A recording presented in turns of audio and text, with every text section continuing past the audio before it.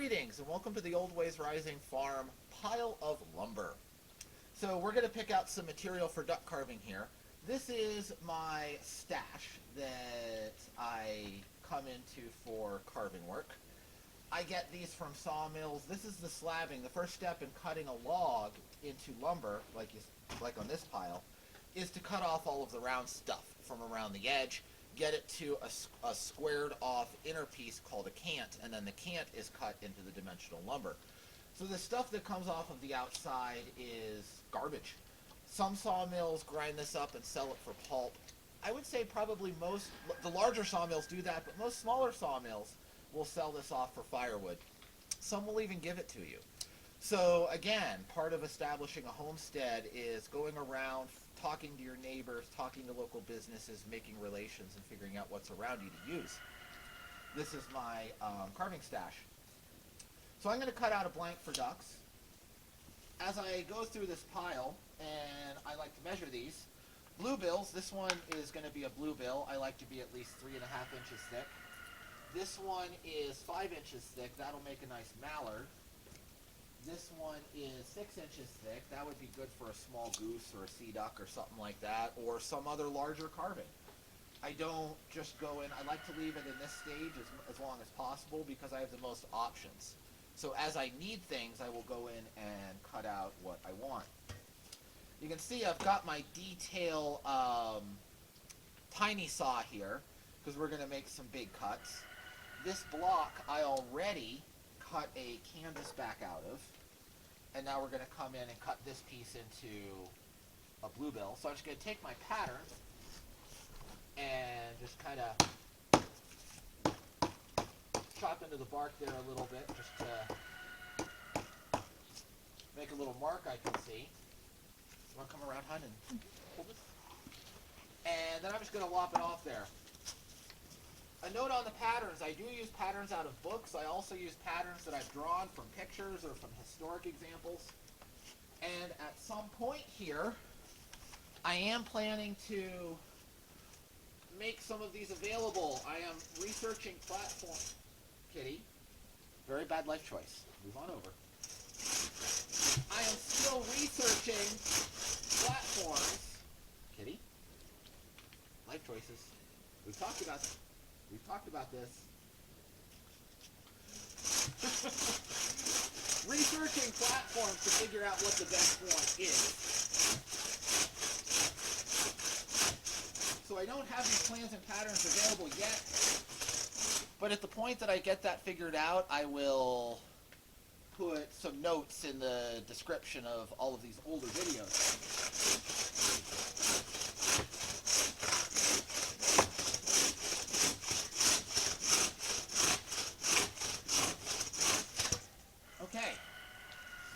So there we have a block.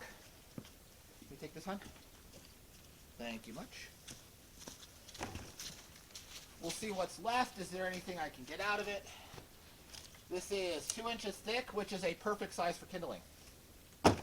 So that will just go into a bonfire or kindling of some sort. This piece, though, is going to be a nice bluebill. So I'll put my pattern on here, and that's just a little bit of flashing left. The line from the cut is right about there. And I want to trace this so the butt end is at the fattest part, just right about there.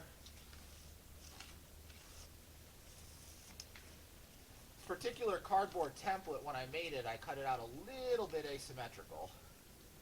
So I was just trace it twice and cut to the widest section of the line. Need to remake this one.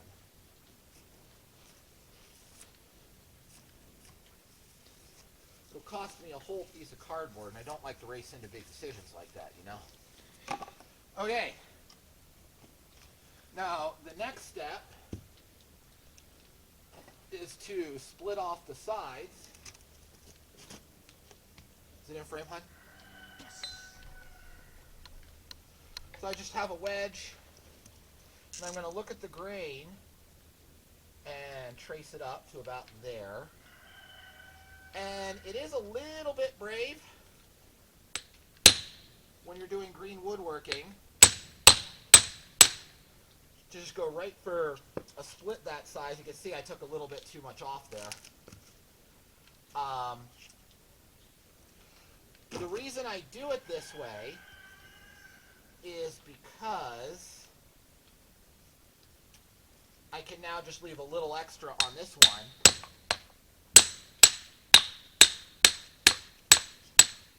Left a lot of extra on that one. So I'll come for another little split.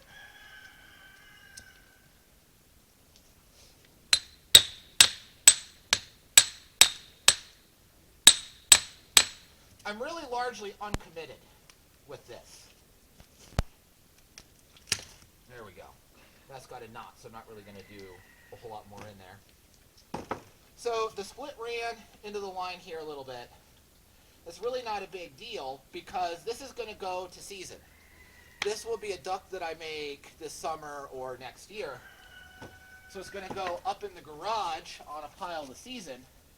And when I do the final project, I can just retrace the block a little bit offset like there, and I still have plenty of wood to get my decoy. Mm-hmm. Also, part of the reason, in addition to low cost / sometimes even free of my stock, the other reason that I like this, even if I was paying substantial money for it, is it forces me to make each one a little bit different, which is one of the goals from this carving project, is to have a flock of ducks where every one is truly unique.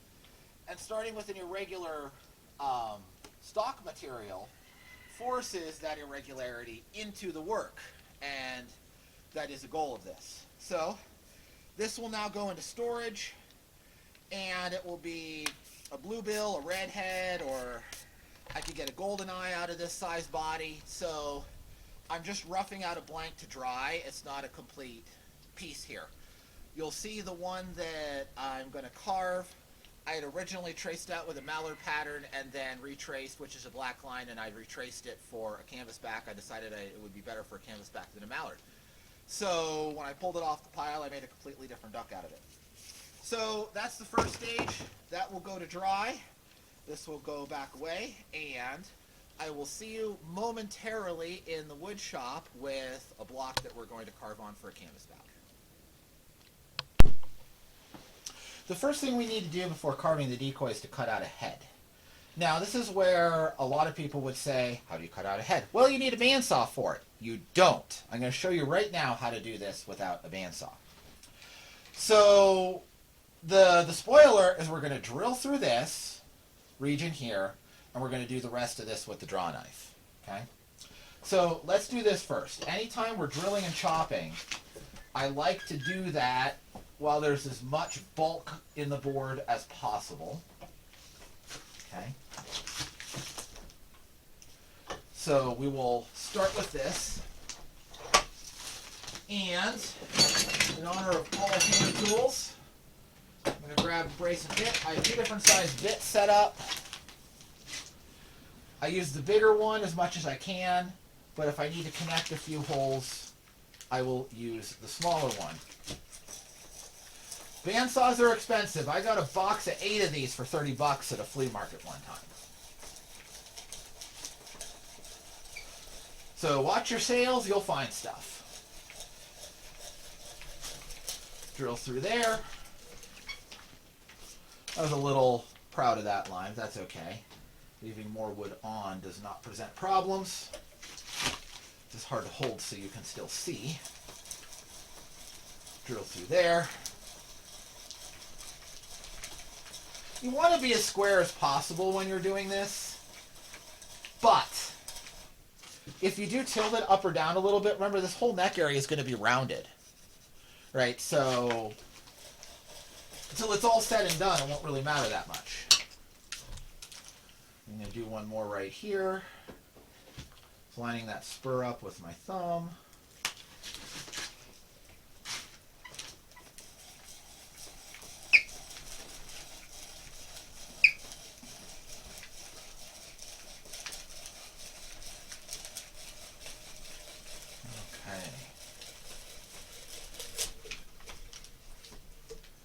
There we go. Now, grab the big old distin. Did I kick the... Oh, sorry. Sorry, folks, for kicking the camera.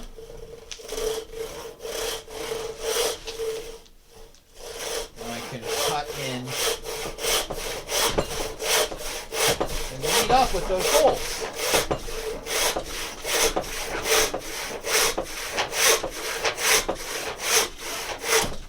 Okay, there's one cut.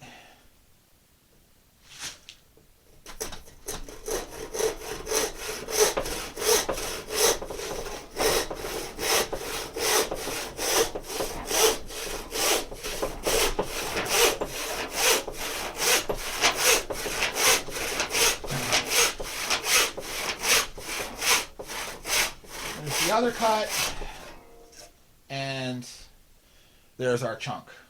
Okay? No bandsaw. Now, this does, I don't want to hit those teeth on anything. Set that over there. Okay. You can leave that till later or not. It's fine either way. This does leave a slightly rough cut around the back, but again, you're going to be carving that all around, so all that's going to be gonzo at the end of the day. Now, we go to the draw knife stage.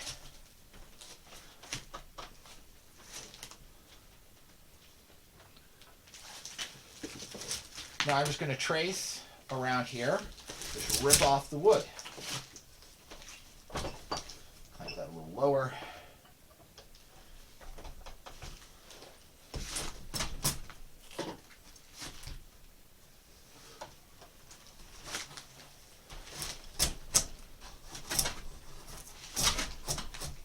Oh, that knot's going to bite me in the butt. It just broke. Okay. What happened there? That's okay. I was doing this as a demo. That knot is in a bad spot for carving anyway. But right there was a weak spot, and when I started pulling on it, it broke. So, and it didn't break where I drilled out, right? So that was a weak spot just in the wood itself. Split along that way. You can see that. That nub right there is what allowed that to happen. So, I think you can see where I'm going with this. The drill is just as good as a bandsaw at cutting out those hollows, and you'll see me do a lot of more work with the bandsaw later. That was already kind of a reject that I just pulled out to do this little demonstration, but it didn't hold together. Not everything works. What'd I pay for that? Well, that was in a load of that I got for firewood for 20 bucks a pickup truck load, so I'm not too sad about it. So, the next thing we will do is move on to cutting out the body and fitting a different head to it. Okay, now we're back in the shop, and this is, as I mentioned out when I was cutting out the green block, this is a very dry block. This has been drying since last spring. So it should be down at least 10% or so moisture content. Most of the ones I've tested have been between 10 and 12. Still could split a little bit in a really dry house, but those splits will seal back up. And this is going to be a solid body decoy. So if there are a few little cracks in the body itself, it won't hurt anything. It's certainly not going to fall apart. And there's ways to deal with that as a cosmetic issue. So I'm going to be cutting out this frame without a bandsaw. You do not need a bandsaw to get started in this. And this mechanics vise works really well for these sorts of big blocks. Sometimes they will jump around a little bit. There's a way that we can deal with that, but we'll see if it happens. Because a lot of these have some angle to them and it can be hard to grip. Most of the time, if you just cinch reel down on this metalworking vise, it'll work well enough. So I'm going to rough this entire thing out with my draw knife. And my line's here, the red line. And I'm just going to draw knife down to that line. Yeah, there's this one's jumping. We'll deal with that when it becomes an issue. See how much I can get off first. Okay. You can see I can pull huge chunks of this soft white pine off with this. It makes very quick work out of the crust.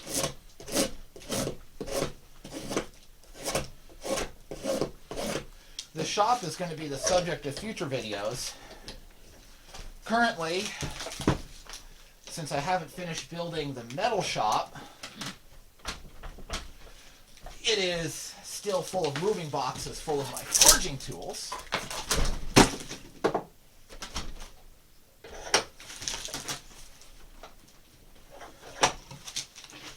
Once I get that settled, I'm going to build a large proper workbench in here, and that'll be the subject of a build-along for the channel. So stay tuned for when that happens.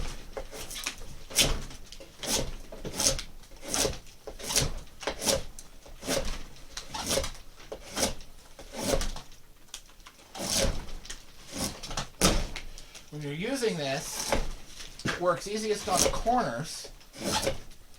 So I'm coming, you can't see the line from this angle, but I'm taking that off to the line, taking this off symmetrically, and removing the middle.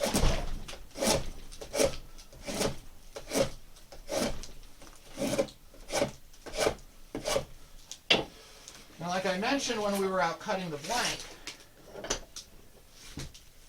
I like these to all be a little different.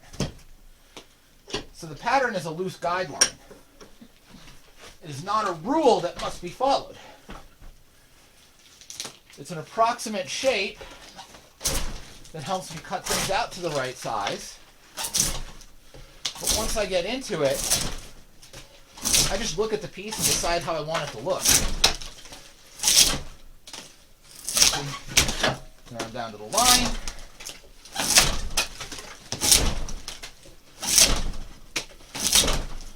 You can see the size of those gigantic chunks that are coming off.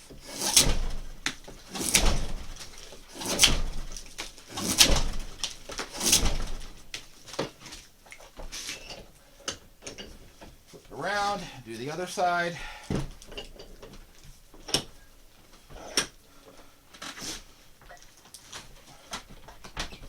You do have to cinch down on that pretty hard. Strips make the most amazing fire starter.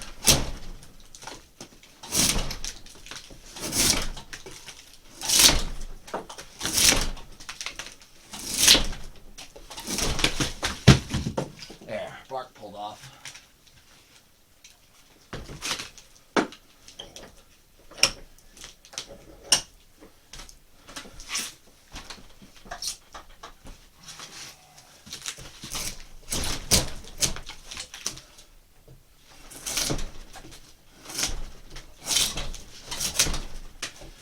Grayish color you see in a couple places are from logs laying wet before they were cut. You get some fungal action in there. It stains the wood. A lot of people call them water stains. It's not actually the water that's doing the staining, it's the fungus. Now, I need to bob that off. I'm just going to probably going to block the camera a little bit, that's okay.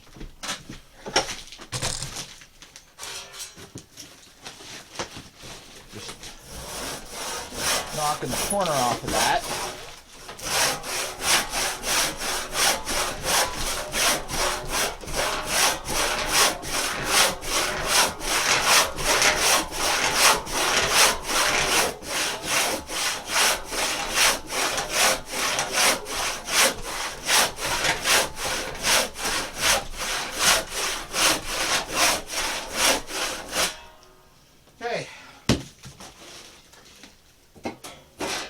Now we have a blank. I'm going to just look at it, check for symmetry.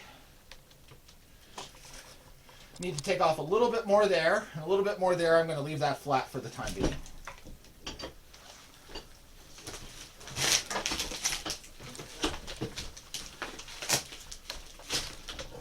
Renee, just leave it in one spot. Over here is better, just leave it there.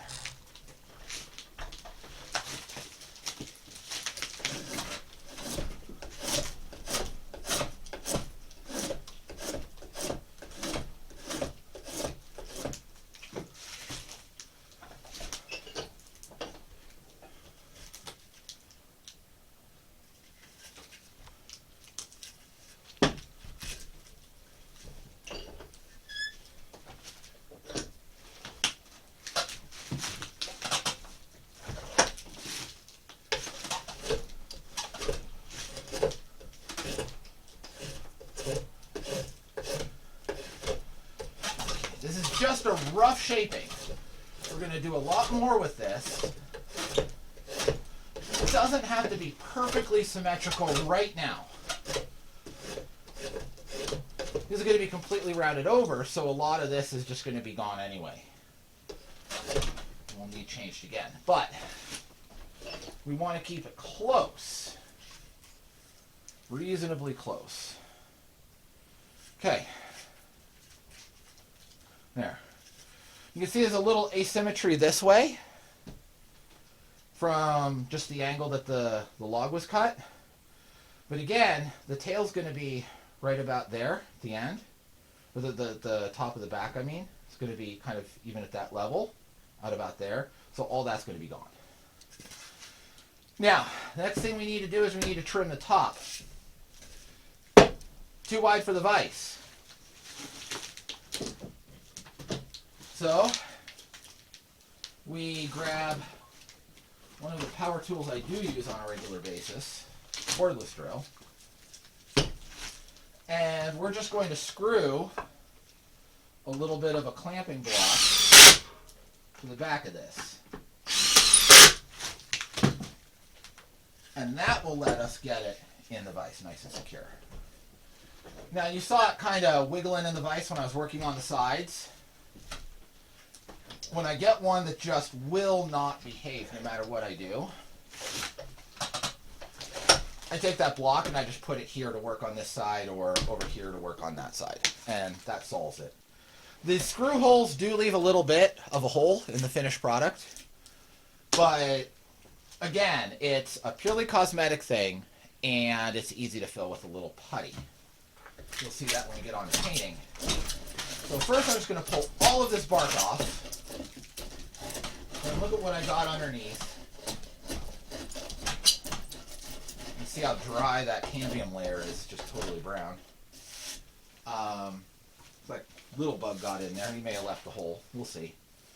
Now, first thing I want to do is I want to taper this. The top of the body is going to be right here.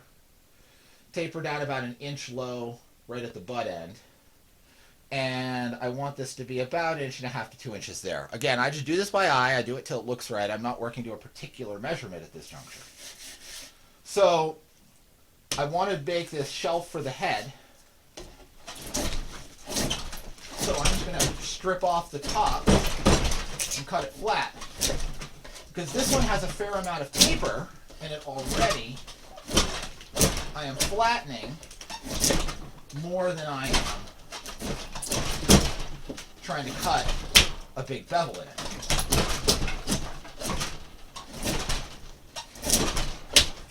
But I do want it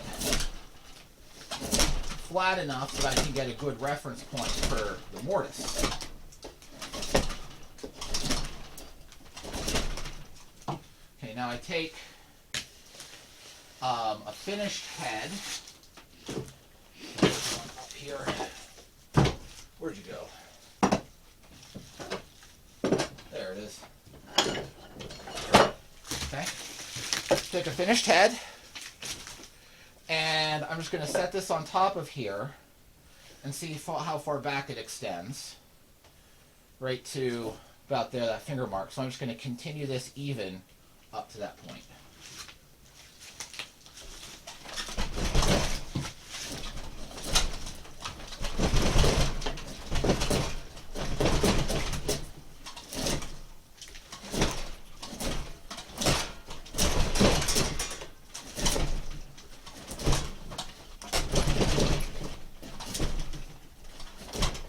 Get into making these flat cuts, the knife will give you a little bit more resistance because I can't get into the corners the way I was before.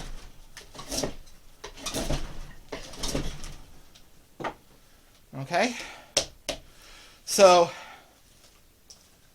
check it against the head, and it's actually, my mark's there, pull it forward a little bit. And that is actually pretty reasonable. You can start to see the shape of the duck starting to come out. I do want to lower this a little bit more so there's a little bit of a higher back.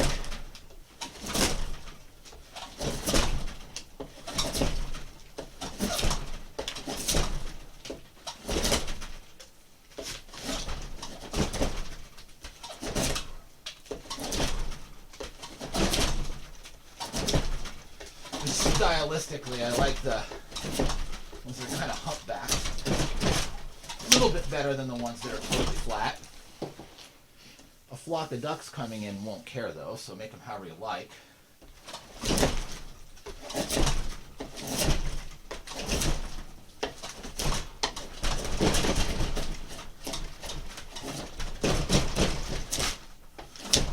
Okay. So that's where I'm going to leave that. Now, for some layout lines to chop this mortise, I'm going to just simply center the front of it by eye. And I'm sighting over the head right through here, just as though that was almost like a gun sight. And center the back. Then grab out handy dandy Mr. Pencil. This is your most important of all carving tools.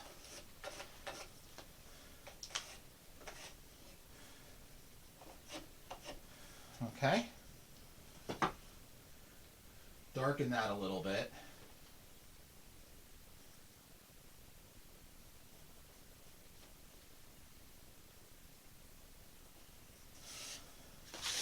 Now,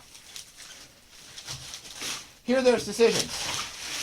The traditional New England decoys done with mortise heads were always done with a straight mortise. Totally legit. Everywhere else, they would cut the head off right there and just nail and glue it to a platform. Totally legit. That's how the majority of the decoys in the world were made. I like to make a sliding dovetail on mine. Partly to practice sliding dovetails, partly because it's next level strong. Totally legit. This one I'm going to cut with a straight mortise. I don't recommend doing a lot of these with sliding dovetails until you've had a fair amount of experience with straight mortises. So the next thing I need to do is show myself how deep to cut this. So again, I'm just going to put the front of this, where it's going to meet with the decoy, against the work, trace around it. Okay? So now we have that. Let me turn this so we can see it just a little bit better in the camera. And I'm going to slide it back a little bit.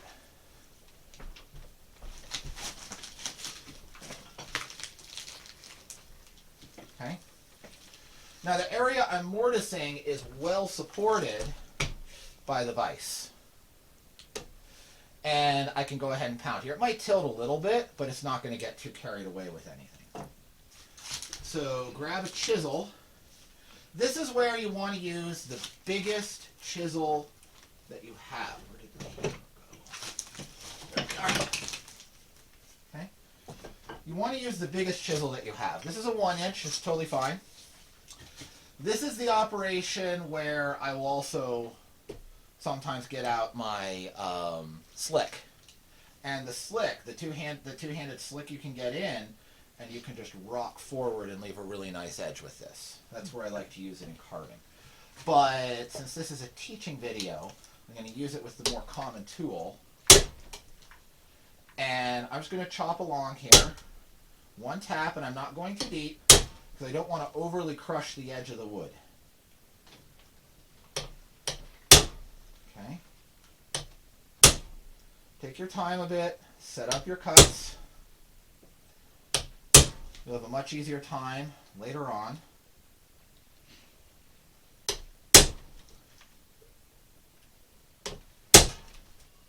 I'm just scoring an edge. So give the wood something to break out against without trying to rip splinters off sideways.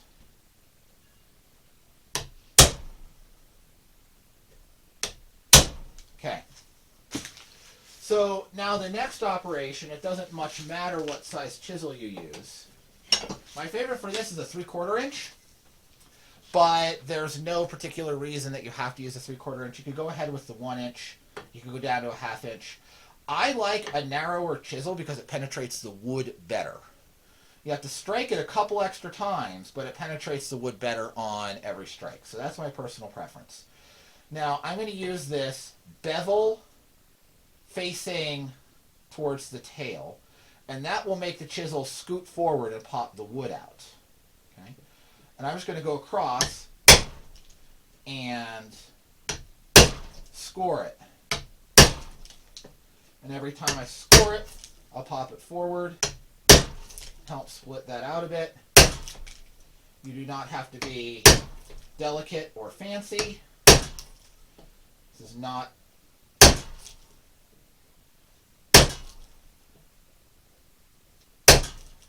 cutting dovetails in 1/4 inch stock.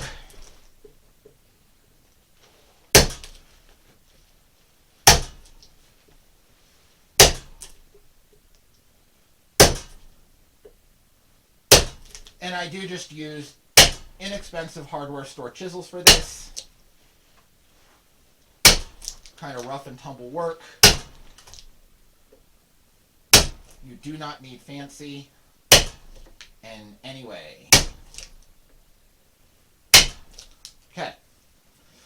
So now what we have just shattered the grain all the way back. We haven't split all the pieces out, but you can see they're super hard to remove. And then from here, I'll just take the chisel, just run it back. Don't worry about getting every last little bit. And we have just made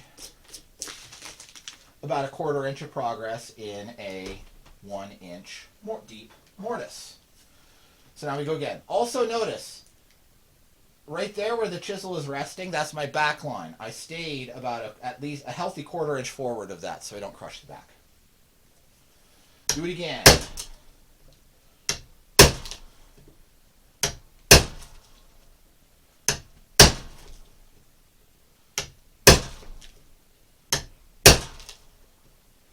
And now I have that nice wall I can just slide the chisel up against. And you can see it just pops free in a nice straight line there. I don't need to go down every time. I only need to do that for the first one. And occasionally, later on, if something hangs up. Now when I build my permanent shop, or my permanent bench, I'm going to keep this vise mounted to the wall somewhere, because even once I have a nice proper cabinetry bench, it is still very handy for some things like this.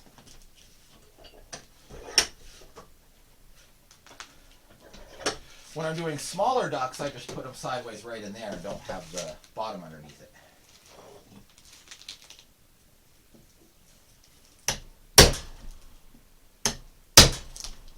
It will kind of wriggle itself loose now and again. Just readjust it. Putting a lot of energy into it here. It's going to move around a little. That side trimmed up a little bit.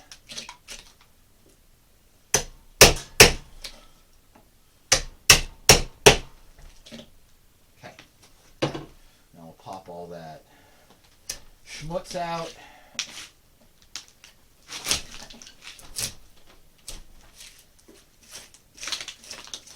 There's the instinct to hold it. Don't hold it here. Chisel slips, goes right into your hand. If you want to hold it below. But if you're needing to hold it like that, you should probably readjust your vise. Here I need to trim the side a little bit. And it's very handy just to put the chisel in, reference against that nice edge, and just rock it forward. You just pull that splinter off. And then once I get back below where the ferrule of the chisel starts to hit, flip it bevel down. You can pop the rest of that out.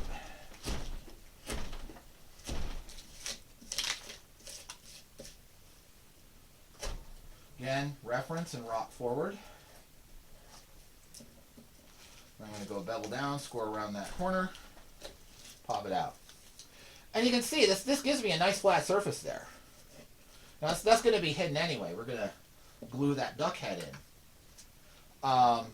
It is worthwhile to check here. We're a little on the narrow side, but pretty good. I can always widen it a little when it's all said and done. We do it again.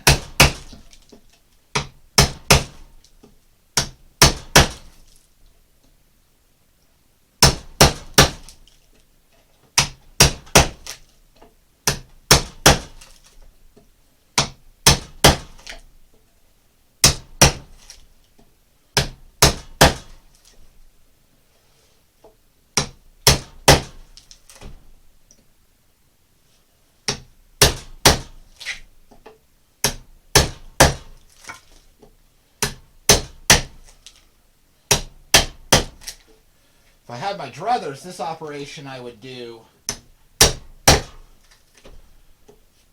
in bench dogs against the top of the bench locked in a tail vise.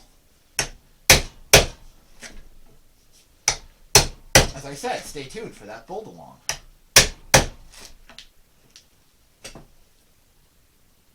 Now we're getting close.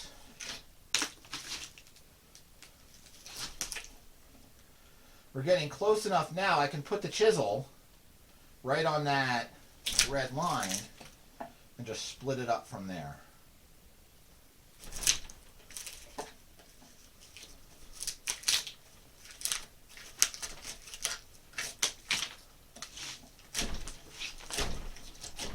Those little wooden ice cubes out.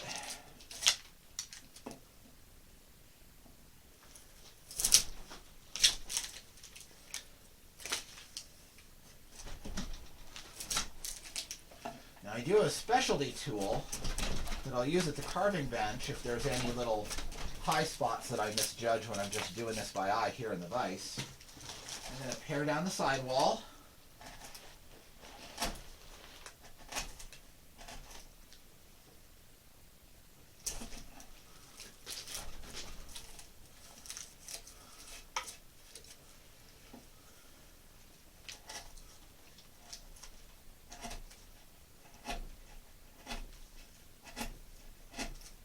Clean that up.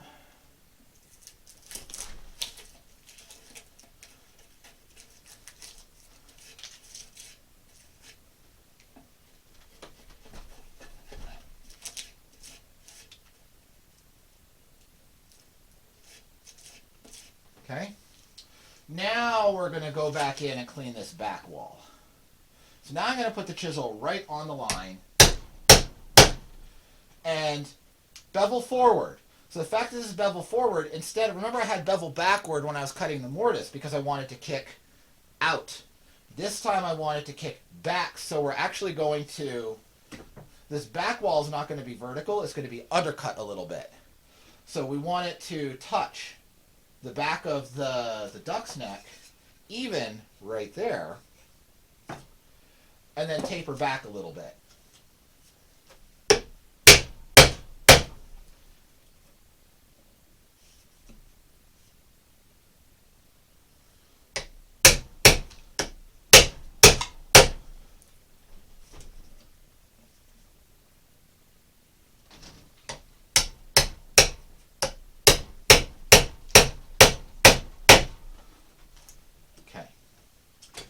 Now, it doesn't quite come all loose, so I'm going to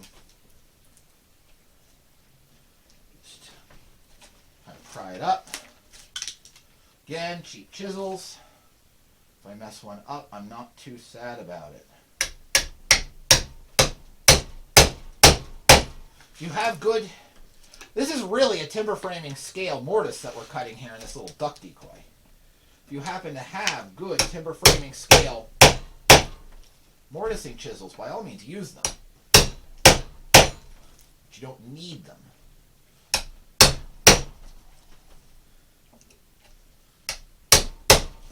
Okay. That should be cut all the way around. Pop it out. There we go. Okay.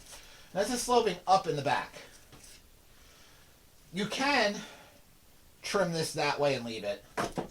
Or you can go bevel down and cut it nice and flat. Like so.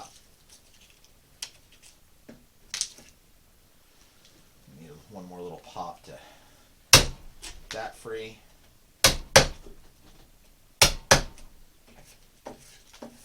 And again, you don't need this to be completely pristine. Nobody's ever going to see what this surface looks like.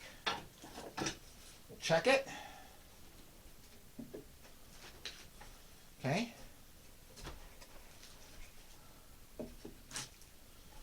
Very, very close. But I left the line on this side. So I'm going to come back with some paring cuts. Being careful not to get an errant splinter in the process. This white pine is a fairly splitty wood when you get going on it like this. It's not elm.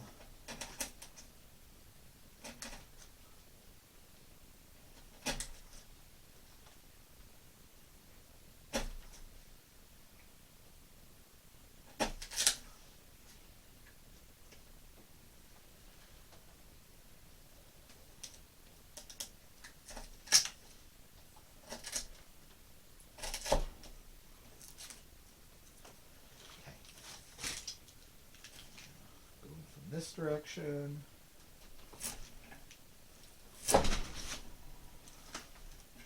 Again, on these sidewalls, you don't have to be scared to undercut them a little bit. Right? These two locations are where it's going to meet. Those you want to be nice. These undercuts can be as ugly as you want, and it will not hurt a thing.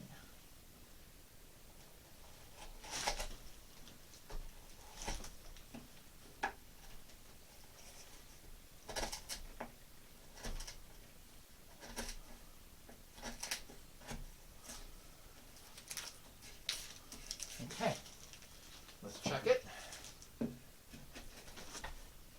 Yeah, there we go.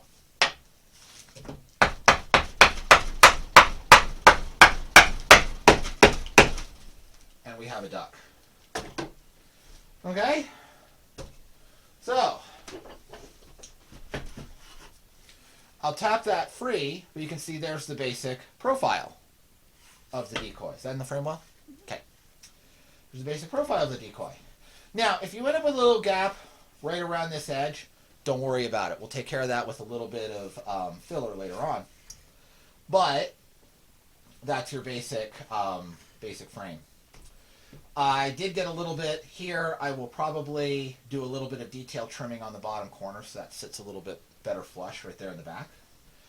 And if you notice there's a knot right here, and that I will just end up taking off with a file when I do the final head carving. So that's okay. You don't have to have flawless wood. But that's our basic framework. I'm going to tap this head out.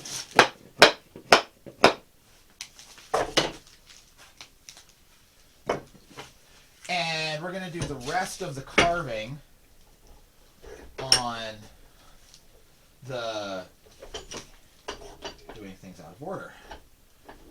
We'll do the rest of the carving on the body, but I want to do the bottom first. I'm going to take this off.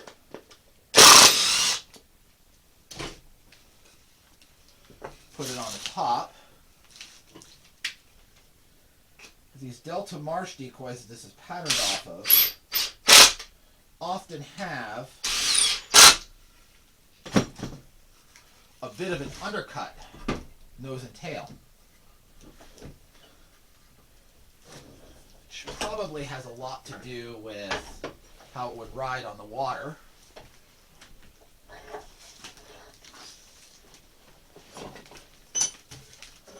Spin this over a little bit so you can see a little bit more directly what I'm up to. Okay. So I'm just going to lop a little bit off here.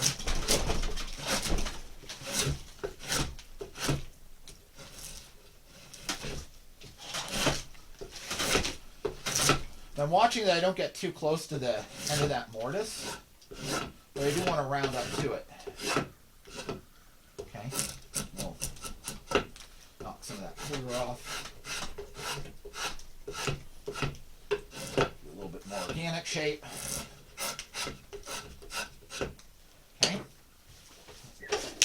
Same in the back.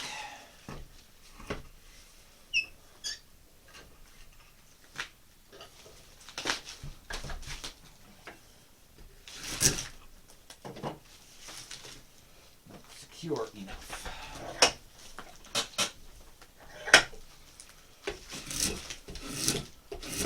Oh, it's just wrapping on those screws. That's okay. Won't hurt a thing when this is all done.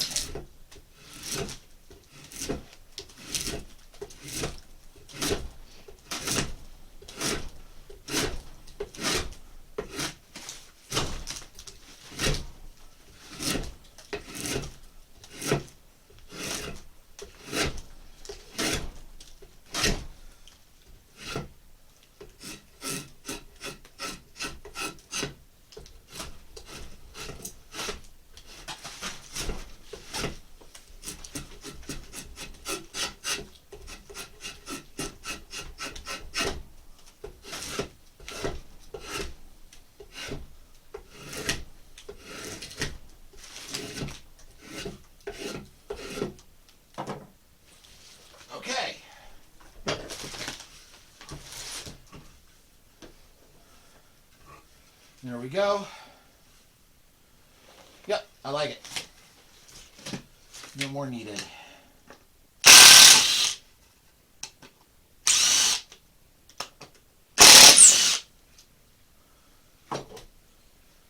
Put this back on the bottom.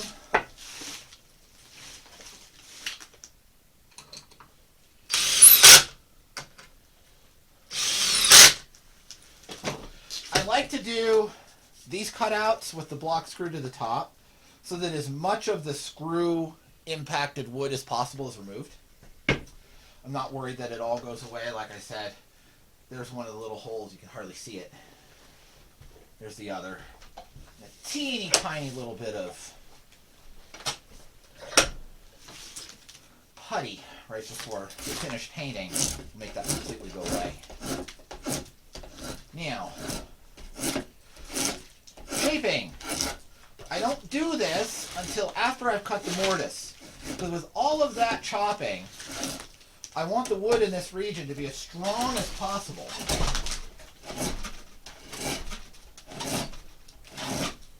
Okay, and we're going to curve this down a little bit. Give the front end a little bit of a rounded appearance.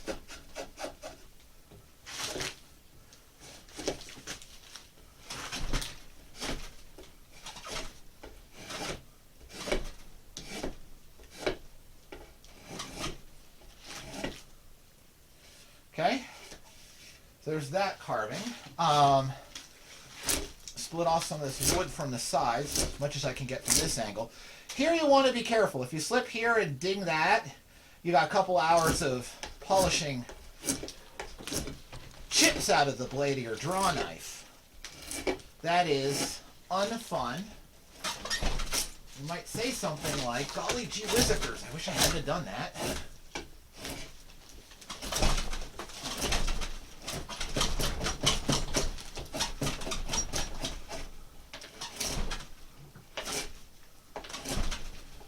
So I'm just rounding at this point, not doing any wing pad, side pocket, tail, none of that kind of detail here. Do that as the last step on the body. Turn it around so I can get to these other sides. Now here, the side facing the camera, this is the tall side. Side facing away from the camera, I'm going to leave this raw surface intact. I'm not going to attack that with the draw knife. That's going to give me a reference because I know that this is tilted that direction. And I think I have a lot here and barely any right here. And that'll bring us back to a symmetrical form. And the natural shape of these logs is always a partner in the final form of the decoy.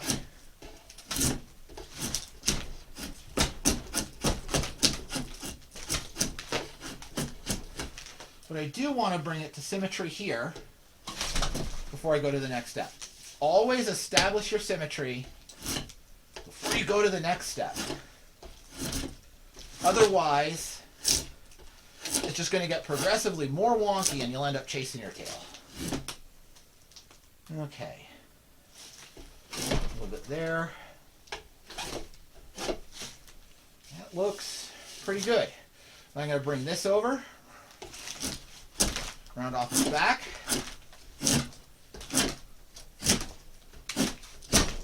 You can see there's that screw hole, but that'll get filled.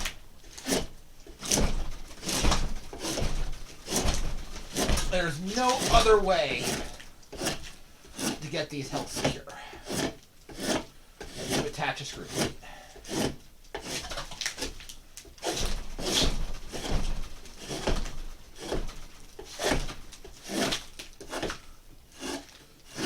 Number one rule when carving any organic form: no flat surfaces. I mean, obviously the bottom's an exception. Okay. Now this side extends a little bit more than that side, so I'm just going to come over. You're not going to be able to see this. You'll see the final result in just a second.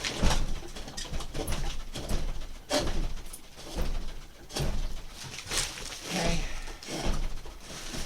There, I just bobbed that little bit off right there. Again, bring it into symmetry. Round a little bit there.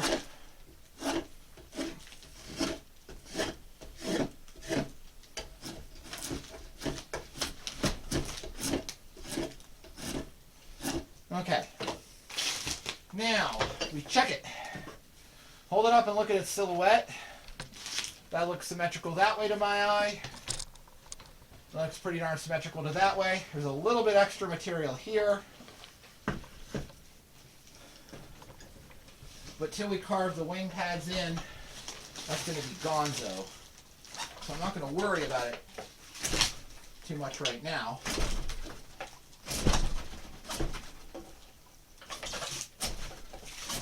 Get a little bit of it.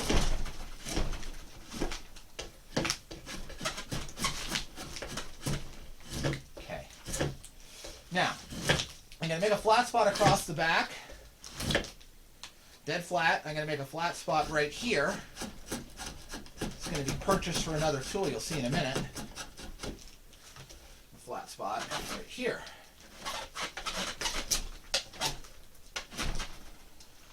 Okay. Now, I want some wing definition. So the wing pads kind of sit on either side of the duck. There's a little concavity right in between them. There's a little concavity between the top of the wing pad and the side. So I'm going to carve that in. And I will do the detail work on this. This is going to look ugly when we're done here in the shop. The detail work on this will be done with a crooked knife in the house. And I'm just going to take this big old clunker of a chisel and just knock out.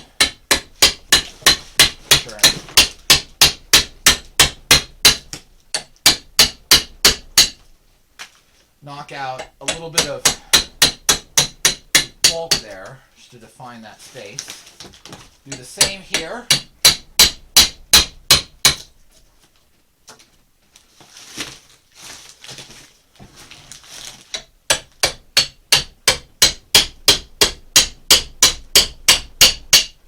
Really, I'm just going for a split like this, not being any kind of fancy. Turn this around.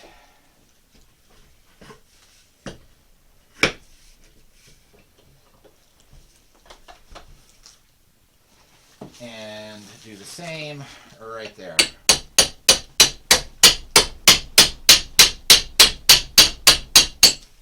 The other place I will use this clunker of a chisel is if I hit a hard spot in the wood, especially if I'm working a piece of red pine. That was a little low, so I just put that one in a little high. I'll even that out with the knife later on. It will be a nice duck at the end of the day. So there's his head. Okay, so This is white pine. I will sometimes do red pine. Some of those mallard bodies over there are red pine. When I'm doing that, there are hard spots, and when I hit a hard spot, I'll just lock it in the vise as tight as I can and just blow it out with that. With a curved chisel like this, you could even go right against the grain and just blow out a hard spot pretty easily. So that's a tool that stays in the shop. It's not something I consider any kind of fine carving tool, but it can it can get a lot of waste on the floor in a hurry.